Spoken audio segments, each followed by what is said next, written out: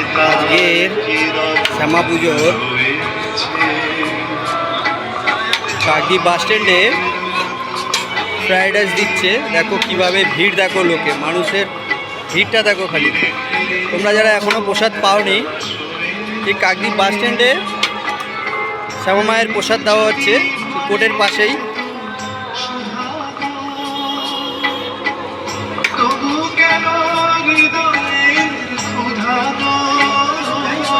এখানে মায়ের প্রসাদ fried rice দিচ্ছে, দেখতেই পাচ্ছ 3খানা লাইন হয়েছে। অসংখ্য মানুষ প্রসাদ সংগ্রহ করছে।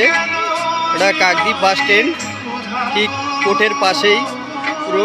তোমরা যারা এখনও প্রসাদ সংগ্রহ করতে পাওনি তোমরা চলে আসো বাস স্ট্যান্ডে, এখানে প্রসাদ সংগ্রহ করো এসে। অরেল প্রসাদ রয়েছে এখানে।